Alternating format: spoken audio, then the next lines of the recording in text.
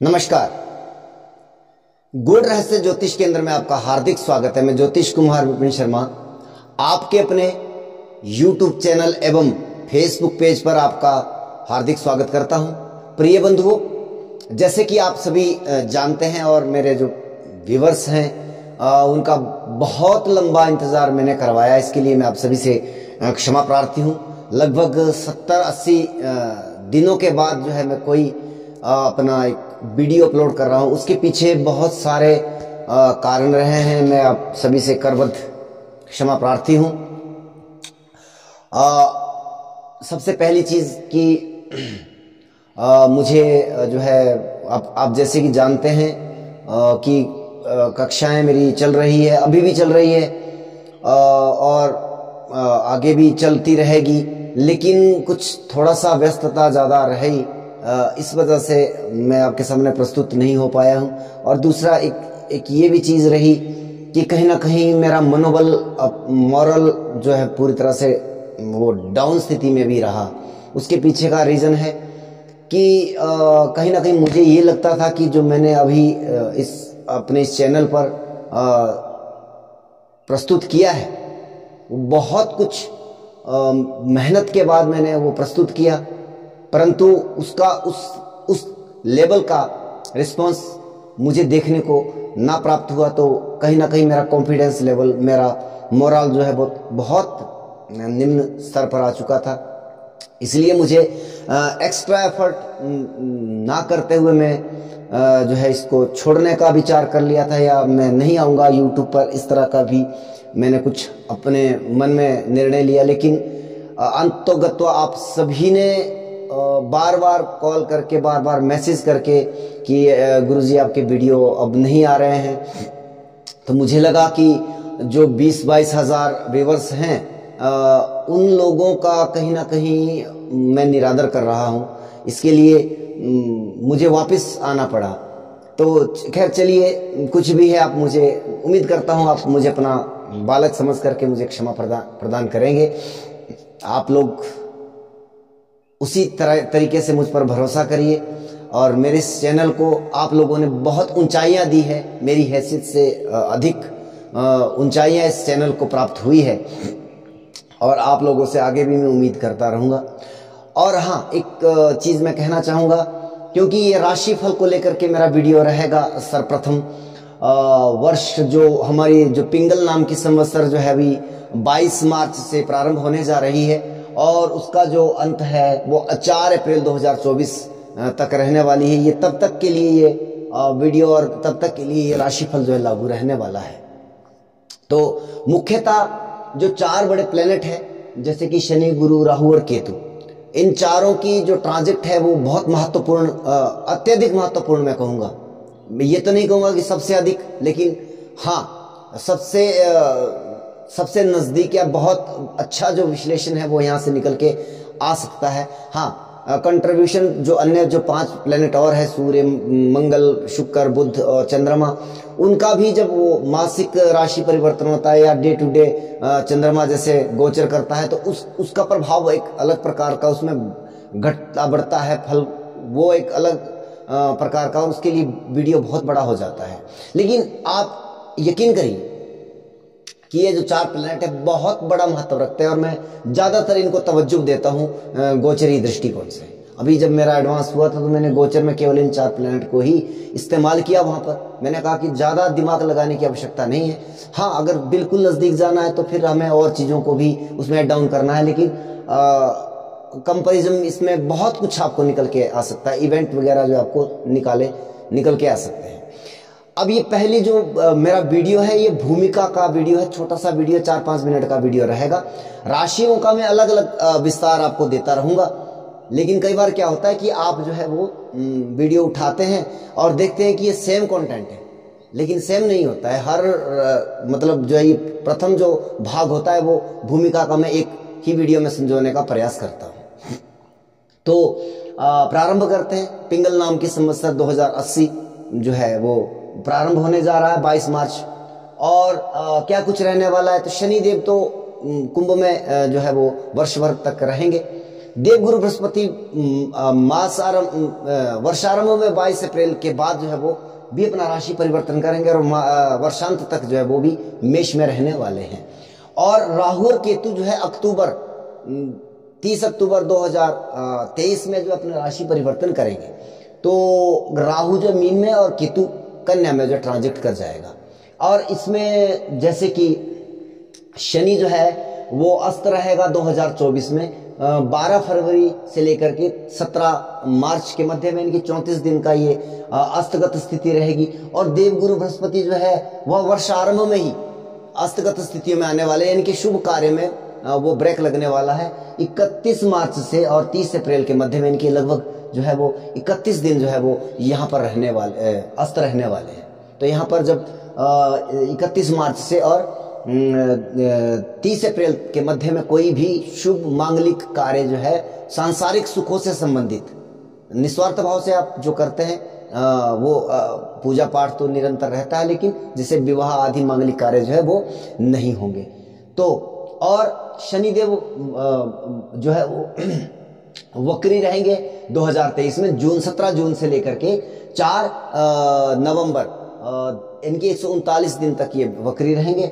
और देवगुरु बृहस्पति जो है वो 4 सितंबर से 31 दिसंबर तक जो है वो वक्री अवस्था में रहने वाले हैं। जब ये वक्री होंगे इनका थोड़ा सा जो है वो अलग परिणाम होगा। और मैं अभी इस वीडियो में जो वक्री अवस्था का वो विश्लेषण नहीं करूंगा, उम्मीद करता हूं जब ये वक्री होंगे उसके नजदीक में इसके विषय में वीडियो लेकर के आऊंगा। और अस्तगत स्थितियों में रहेंगे जैसे शनि रहेंगे या देवगुरु बृहस्पति रहेंगे, तो वहां पर भी इनके फलों में कमी देखने को मिलेगी, अच्छे या बुरे दोनों प्रकार के। तो ये तो रहा मेरा कंटेंट और सबसे पहले मेरे वीडियो को देखने का तरीका। हालांकि आप राशि वाइज इसको देखना चाहते हैं देख सकते हैं, लेकिन मेरा ज्यादातर जो कंटेंट रहता है वो लगन के आधार पर रहता है। और लगन के लिए बिल्कुल सरलता से, आपको बहुत अधिक दिमाग लगाने की जरूरत नहीं है। जो ये अंक है इसी को लगन कहते हैं। और ये जो प्रथम भाव है आपका, ये आपका लगन भाव है। अगर आप कोई भी एक सॉफ्टवेयर अपना मोबाइल, हर कोई चलाता है, जब यूट्यूब चलाते हैं आप तो मोबाइल भी चलाते हैं, तो आप अपने डेट ऑफ बर्थ और टाइम वगैरह उसमें फिट करें और आपके सामने आपका लगन प्रस्तुत हो जाएगा। आपको और कुछ नहीं देखना है, केवल पहले भाव की राशि देखनी है कि आपका लगन क्या बनता है। परंतु राशि वाले लोग भी मेरे इस वीडियो को देख सकते हैं और वहां पर भी आपको काफी हद तक जो है वो संतोषजनक जो है वो फल प्राप्त होगा। मैं राशि वाइज, हालांकि ऐसा नहीं है कि चंद्रमा मनसो जाता है, चंद्रमा जो है वो मन का कारक है, मन की प्रकृति और उसके ऊपर बात करता है। लेकिन आप जरा सोचिएगा कि सबसे जो नजदीक का विषय रहेगा, क्योंकि लगन केवल 2 घंटे का होता है और ये सबसे नजदीक और पिन पॉइंट है। और चंद्रमा जो है वो लगभग 2.25 दिन एक राशि में रहता है। तो जब वो 2.25 दिन, इनके लगभग 54 घंटे के आसपास का ये पीरियड होता है। 54 घंटे और 2 घंटे नजदीक कौन सा है? तो 2 घंटे सबसे ज्यादा नजदीक रहते हैं। इसलिए लगन का प्रभाव अधिक आपको मेरे वीडियो के ऊपर देखने को मिलेगा। अब मेरी सबसे बड़ी प्रॉब्लम क्या है कि मैं सच बोल देता हूं। हालांकि लोग ज्यादातर राशि वाले ही इन वीडियो को देखते हैं और बनाते भी राशि के हिसाब से, लेकिन फल उसका ज्यादातर आपको लगन के आधार पर ही मिलेगा, चाहे आप किसी और की वीडियो भी देख रहे हो। तो प्रारंभ करते हैं राशि वाइज कंटेंट। अगर आपकी जन्मकालीन कुंडली में नंबर 1 भाव में, यानी कि इस भाव में 1 लिखा है, तो आपका लगन मेष है। और यदि यहाँ पे चंद्रमा लिखा है जन्मकालीन कुंडली में, तो आपका लगन जो है, आपकी राशि जो है वो मेष बनती है। आप दोनों प्रकार के लोग इस वीडियो को फॉलो कर सकते हैं, देख सकते हैं। तो प्रारंभ करते हैं। वर्ष आरंभ में जो है 22 मार्च से लेकर 22 अप्रैल तक देवगुरु बृहस्पति आपके जो है वो आपके 12वें भाव में ट्रांजिट करेंगे। राहु और केतु जो आपके 30 अक्टूबर तक जो है वो यहाँ पर मेष अथवा तुला में वो ट्रांजिट करेंगे। उसके बाद राहु जो है मीन में चले जाएंगे और केतु जो है वो कन्या में आ जाएंगे, आपके 6ठे भाव में, राहु देव आपके 12वें भाव में। और एकादश भाव में वर्ष भर जो है वो शनि देव जो आपके रहने वाले हैं। तो अभी वर्तमान में परिस्थितियां बन रही है कि राहु देव आपके लगन से ट्रांजिट कर रहे हैं, कहीं ना कहीं लगन से हम मस्तिष्क का या व्यक्तित्व का जो है वो विचार करते हैं, तो कहीं ना कहीं जो मानसिक परिस्थितियां या दिमागी तौर पर जो विचार करने की या निर्णय लेने की जो स्थितियां हैं, उसके ऊपर अगर हम ध्यान दें तो वो कहीं ना कहीं आपकी चरमराई हुई है। इसके पीछे एक कारण ये भी है कि शनिदेव की तीसरी दृष्टि आपके जो है वो लगन पर पड़ रही है। राहुदेव वहां पे पहले बैठे हुए हैं, तो ये पीड़ित अवस्था में आपका लगन हो चुका है। और यहीं पर राहु की 5वीं दृष्टि आपके पंचम भाव पर और शनिदेव की 7वीं दृष्टि यहाँ पे आपके पंचम भाव पर पड़ रही है। यानी कि बुद्धि, बौद्धिक क्षमता में कहीं ना कहीं परेशानी यहाँ पर दिखाई दे रही है। काफी ज्यादा नकारात्मक परिस्थितियां बन रही है। आप जो है अनिर्णय की स्थिति में, कोई निर्णय नहीं ले पा रहे हैं। हाँ हाँ ना ना, हाँ हाँ ना ना की स्थितियों से आप दो चार हो रहे हैं वर्तमान में। और ये 22 अप्रैल तक की स्थितियां हैं। और देव गुरु बृहस्पति की जो है वो 9वीं दृष्टि और शनिदेव की 10वीं दृष्टि आपके अष्टम भाव पर पड़ रही है। तो एक पॉजिटिव साइन क्या है कि कहीं ना कहीं पैतृक संपत्ति से लाभ प्राप्ति की जो वर्तमान में चल रही स्थितियां, वो भी यही है। जब ये मेरा वीडियो अपलोड होगा तो उस समय भी ये अभी वर्तमान में ये स्थितियां आपकी चल रही है। तो पैतृक संपत्ति से लाभ प्राप्ति की संभावना बन रही है। हाँ, अगर दशांतर दशाएं संबंध बनाती है, जैसे कि अष्टम भाव से या दूसरे भाव से, तो कहीं ना कहीं ये लाभ की स्थितियां अधिक बन जाती है। वहीं पर हाँ, एक स्वास्थ्य के मामले में मस्तिष्क का मैटर तो आपके मैंने पहले प्रस्तुत कर दिया। यहाँ पर पेट संबंधित रोगों की भी संभावनाएं आपकी निर्मित हो रही है काफी समय से लेकर के। और जो शिक्षार्थी हैं या शिक्षक हैं, क्योंकि पंचम भाव हमारा शिक्षा का भी है, ज्ञान का भी, बुद्धि का भी है, तो शिक्षार्थी जो विद्या ग्रहण कर रहे हैं, कहीं ना कहीं उनकी जो है वो पढ़ाई में डिस्टर्बेशन है, या शिक्षक जो हैं उनको भी पढ़ाने में कहीं ना कहीं दिक्कतों का सामना करना पड़ रहा है। कहीं ना कहीं कंफ्यूजन वाली सिचुएशन वहां पर क्रिएट हो रही है। और जैसे कि ये विकट समस्या तब ज्यादा हो जाती है, जैसे कि अभी वर्तमान में जो है वो कुछ लोगों के जो है वो, कुछ बच्चों के जो एग्जाम वगैरह भी नजदीक आ रहे हैं। तो ये परिस्थितियां 22 अप्रैल तक निर्मित हो रही है। तो थोड़ा सा आपको फोकस करना पड़ेगा, मेडिटेशन करना पड़ेगा उसके आधार पर, और आपको ध्यान केंद्रित करना होगा। दशांतर दशाएं ठीक चल रही है तो कहीं ना कहीं ये स्थितियां मध्यम कही जा सकती है। अगर दशांतर दशाएं भी खराब चल रही है तो ये स्थितियां बहुत ज्यादा नकारात्मक दिखाई दे रही है। हालांकि ये चल रही स्थितियां हैं। आप कमेंट सेक्शन में लिख सकते हैं अगर आपके साथ ऐसा हो रहा है तो। और इसके बाद जब देवगुरु बृहस्पति जो अपना ट्रांजिट बदलेंगे, वो लगन में आ जाएंगे आपके 22 अप्रैल के बाद, तब ये कुछ स्थितियों में धीरे धीरे सुधार आना शुरू होगा। क्योंकि अब वो देवगुरु बृहस्पति जो, हालांकि यहाँ पर देवगुरु बृहस्पति बहुत अधिक पीड़ा में महसूस कर रहे हैं, क्योंकि राहु देव के साथ उनकी युति बन रही है, शनि की तीसरी दृष्टि पड़ रही है, तो कहीं ना कहीं गुरु पीड़ित अवस्था में है। परंतु अच्छा, गुरु का पीड़ित होना आपके लिए नकारात्मक इसलिए भी है क्योंकि पिता के स्वास्थ्य को लेकर के भी समस्या दे सकता है, क्योंकि आपका नवमेश भी है। धर्म कर्म अध्यात्म से जुड़े व्यक्तियों के लिए या उच्च शिक्षा ग्रहण करने वालों के लिए ये स्थितियां काफी ज्यादा नकारात्मक भी हम कह सकते हैं। परंतु कहीं ना कहीं आपकी बौद्धिक क्षमता या निर्णय लेने की जो क्षमता है उसमें वृद्धि होती हुई दिखाई दे रही है। और अब कहीं ना कहीं धीरे धीरे स्थिरता बढ़ती जाएगी जैसे जैसे डिग्री वाइज गुरु आगे बढ़ता जाएगा। और राहु जो है वो माइनस की तरफ, क्योंकि वो धीरे धीरे जो है वो उसकी डिग्रियां कमजोर होती जा रही है, तो धीरे धीरे, लेकिन एकदम ये कुछ नहीं होने वाला। और सबसे अच्छा परिवर्तन आएगा 30 अक्टूबर के बाद, जब राहु देव आपके 12वें भाव में और केतु देव आपके 6ठे भाव से ट्रांजिट करेंगे। उसके बाद ये मानसिक स्थितियां आपकी जब वो उसमें स्थितियां बहुत अच्छी हो जाएगी। वहीं पर अब यहाँ पर गुड इवेंट होने की संभावनाएं अधिक हो गई, क्योंकि देव गुरु बृहस्पति की 5वीं और शनिदेव की 7वीं दृष्टि। और एक बात मैं हमेशा मेरे कंटेंट में ये आपने देखा होगा कि जहां गुरु और शनि की युति मिलती है, गुरु जो है वो भी बहुत आधे से ज्यादा कुंडली के भावों में वो कारक होते हैं, और शनिदेव ऑल ओवर कर्म के कारक है, कर्म कारक है। तो इसलिए डेफिनेटली इवेंट में इन दोनों ग्रहों का बहुत बड़ा महत्व होता है। पंचम भाव प्रेम प्रसंग में भी आप जा सकते हैं, अगर दशांतर दशा है तो उसमें सफलता भी अच्छी है तो प्राप्त हो सकती है। और कहीं ना कहीं जो शिक्षार्थी शिक्षा ग्रहण कर रहे हैं उनके लिए गुड इवेंट और बहुत शानदार कोई ना कोई उपलब्धि प्राप्त हो सकती है। शिक्षक अगर कोई है मेष लगन वाला या मेष राशि वाला, उसके लिए कोई ना कोई अचीवमेंट या कोई ना कोई पुरस्कार मिलने की यहाँ पे संभावनाएं बन रही है। अब यहाँ पे बच्चों का मामला भी, संतान का मामला भी लगभग बहुत बेहतर, जो अब तक संतान के स्वास्थ्य को लेकर के भी आपको चिंता हो रही थी, तो अब वहाँ पर ये परिस्थितियाँ बहुत शानदार होने वाली है, कहीं ना कहीं बहुत बेहतर निर्मित हो रही है। परंतु अब ये अष्टम भाव आपका जो है वो पूरी तरह से पीड़ित हुआ पड़ा है, तो कहीं ना कहीं आठवां भाव हमारा गुप्त विद्याएं या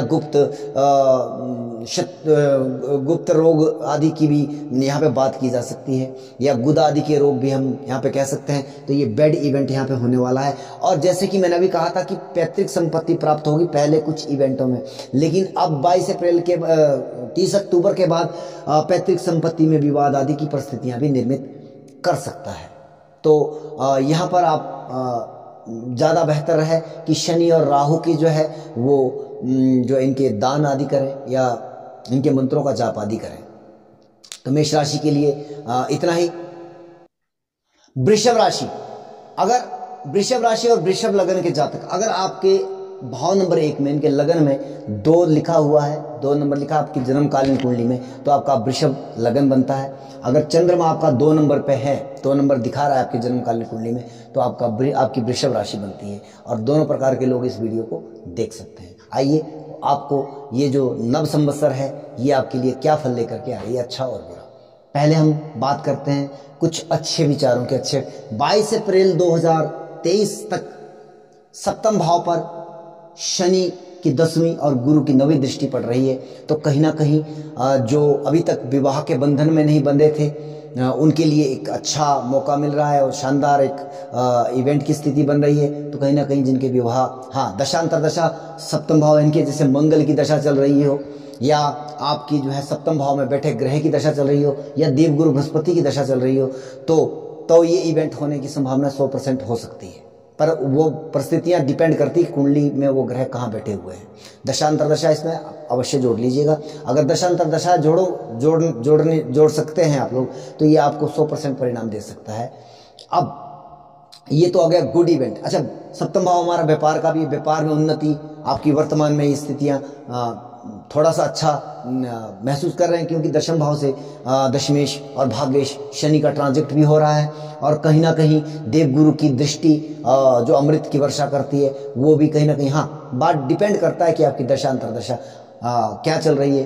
अगर वो एक शानदार दशा चल रही है तो व्यवसायिक गतिविधियों में आपको लाभ प्राप्ति की संभावना यहाँ पर दिखाई दे रही है।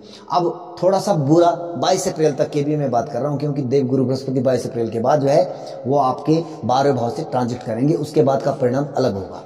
अब ये चतुर्थ भाव पर, हाँ, राहु की 5वीं, शनि की 7वीं दृष्टि यहाँ पर पड़ रही है। तो अभी तक देखिए ये मानसिक स्थिति निर्मित कर रहा है, मानसिक तनाव दे रहा है आपको वर्तमान में जो चल रही परिस्थितियां, और कहीं ना कहीं माता के स्वास्थ्य को लेकर के भी आप परेशान हैं। और भवन, वाहन आदि परिस्थितियां, भूमि से जुड़ी चीजें कहीं ना कहीं, तो इन चीजों में कहीं ना कहीं बैड इफेक्ट है, बैड इवेंट आ रहा है।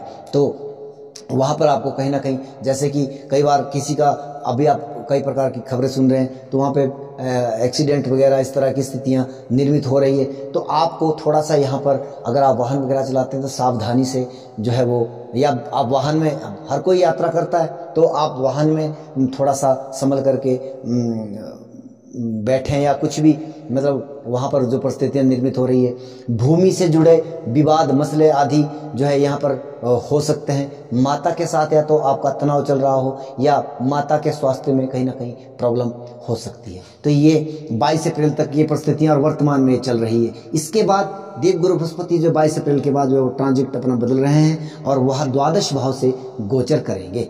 द्वादश भाव से उनका गोचर कहीं ना कहीं आपके लिए इतना नकारात्मक नहीं है। हाँ, यहाँ पर क्या हो रहा है कि शनिदेव की 3री दृष्टि, राहुदेव वहां पर बैठे हुए, देवगुरु बृहस्पति जो है वो जाकर के आपके वो भी पीड़ित हो गए हैं। परंतु आपके लिए ये अकारक ग्रह होते हैं, इतना ज़्यादा नकारात्मक परिस्थितियां तो नहीं है। लेकिन अब यहाँ पे जो चौथे भाव से लेकर के नकारात्मक परिणाम आपको प्राप्त हो रहे थे कहीं ना कहीं, अब उसमें सुधार होना शुरू हो जाएगा धीरे धीरे। जैसे जैसे गुरु अपना जो है वो अपना गोचर आगे बढ़ते रहेंगे डिग्री वाइज, तो कहीं ना कहीं यहाँ पर चतुर्थ भाव से संबंधित भूमि भवन वाहन आदि के सुखों में थोड़ी धीरे धीरे वृद्धि प्राप्त होती जाएगी। और यहाँ पर जो है सबसे अच्छा और ज़्यादा बेहतर परिस्थितियाँ उसके बाद निर्मित होगी जब अक्टूबर के बाद जो है 30 अक्टूबर के बाद राहु देव आपके 11th हाउस में और केतु देव आपके पंचम भाव से ट्रांजिट करेंगे। यहाँ पर एक पॉजिटिव स्थितियां यहाँ पर आपको नए वाहन का लाभ प्राप्त हो सकता है, आपको भूमि आदि से लाभ प्राप्त हो सकता है, आप कोई जमीन जायदाद आदि का क्रय भी कर सकते हो या विक्रय भी है। यहाँ पर क्या चौथा भाव विक्रय का तो नहीं होता है, लेकिन यहाँ पर कहीं ना कहीं भूमि से लाभ प्राप्ति की संभावनाएं आपको दिखाई दे रही है। और अब तक जो मानसिक अशांति कहीं ना कहीं आपके चल रही थी, क्योंकि 12वें भाव से जब राहु ट्रांजिट कर रहा था तो आप कहीं ना कहीं पूरी तरह से अपनी नींद भी पूरी नहीं कर पा रहे थे, आपको अनिद्रा जैसी स्थितियों से भी दो चार होना पड़ रहा था। अब ये यहाँ पर गुड इवेंट आ रहा है, परंतु अब शनिदेव की 9वीं दृष्टि और क्षमा कीजिएगा, शनिदेव की 10वीं दृष्टि और राहु देव की 9वीं दृष्टि जो है आपके सप्तम भाव पर आ रही है। वैवाहिक सुखों में कहीं ना कहीं आपको प्रॉब्लम आ रही है। अब यहाँ पर यदि आपका विवाह हुआ है तो आपको वैवाहिक अब या लाइफ पार्टनर के स्वास्थ्य को लेकर के चिंतित होना पड़ेगा। और ये समय काफ़ी ज़्यादा लंबा जाने वाला है, क्योंकि 1.5 वर्षों तक राहु देव यहाँ पर रहने वाले हैं और 2.5 वर्ष तक शनिदेव। हालांकि ये 1.5 वर्ष आपके लिए अक्टूबर 2023 के बाद की मैं बात कर रहा हूँ, वहाँ से लेकर के 1.5 वर्षों तक ये बैड इवेंट आपके सप्तम भाव दिखा रहा है कहीं ना कहीं, या आपके स्पाउस के साथ, आपके लाइफ पार्टनर के साथ तनाव की स्थिति या उनके स्वास्थ्य को लेकर के समस्या यहाँ पर हो सकती है वैवाहिक जीवन में। और व्यावसायिक, अगर आप व्यापार आदि में कार्यरत हैं, कहीं ना कहीं वहाँ पे घाटा हानि की संभावना भी यहाँ पर वृषभ लगन के जातकों के लिए, वृषभ राशि के जातकों के लिए निर्मित हो रही है। तो मैं आपके लिए कहूँगा कि यहाँ पर राहु शनि देव के मंत्रों का जाप करें, उनके दान करें, ये आपके लिए बहुत बेहतर रहेगा। तो मिथुन लगन, मिथुन राशि के जातकों की परिस्थितियां क्या रहने वाली है। 3 नंबर अगर आपके प्रथम भाव में लिखा है या आपका चंद्रमा 3 नंबर दिखा रहा है जन्मकालीन कुंडली में, तो ये वीडियो आपके लिए है, आप इसको देखने का प्रयास करें। अब हाँ, इसको थोड़ा सा दशांतर दशा के साथ कोरिलेट जरूर कर लें आप लोग। तो सबसे पहली चीज है कि मैं पहले पॉजिटिव पॉइंट पर आता हूँ। देवगुरु बृहस्पति और शनि की जो है दृष्टि छठे भाव पर मैच हो रही है 22 अप्रैल तक।